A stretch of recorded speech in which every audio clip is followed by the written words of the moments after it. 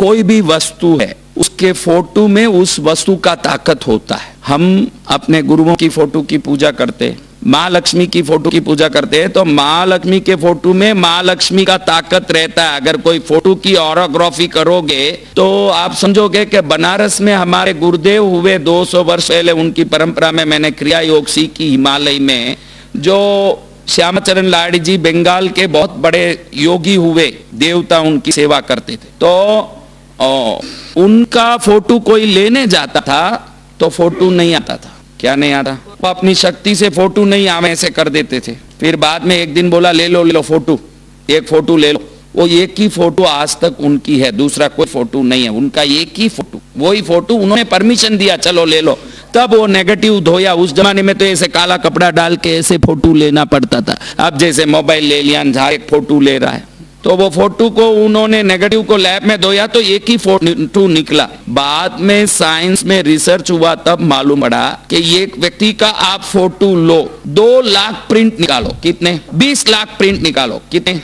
2 crore print निकालो, कितने? तो वो जीवित आदमी की जो एनर्जी है, ऑरा, अगर जीवित आदमी का कैमरा में ऑरा का फोटो निकालें, ऑरा फील्ड चेक करें, तो जितनी ऑरा है उतना ऑरा वो 2 करोड़ कॉपी में भी एज इट इज होगा। फोटो में ये महिमा है, समझे हो बात?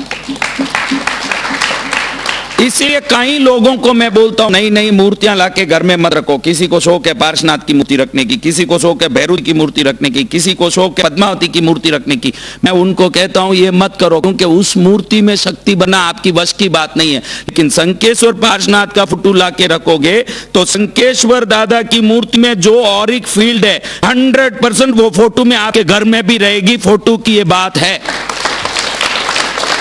लेकिन हम लोग मूर्ति रखे ही राजी होते हैं ना। मूर्ति कोई विशिष्ट साधु हो जिनसे प्रतिष्ठित हो जाए वो बात अलग, उसमें उनकी साधना का बल्ला जाएगा। लेकिन नाकोड़ा भैरव का फोटो रखोगे तो नाकोड़ा भैरव की एनर्जी यहाँ उस फोटो में है ही, आपको करना कुछ नहीं पड़ेगा। लेकिन नाकोड़ा भैरव की मूर्ति रखोगे तो आप कब साधना करके जप करके उस मूर्ति को सिद्ध करें?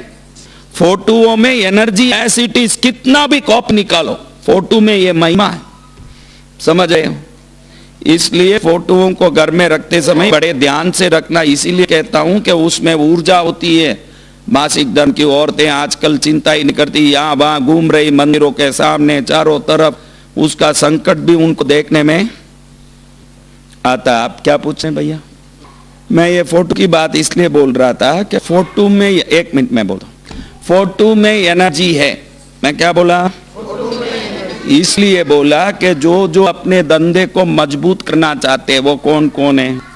तो आप जहां बैठते हो गले पर, उसके पीछे एक पहाड़ का बड़ा फोटो जो पूरा आपका बैक को पूरा कर दें, इतना बड़ा।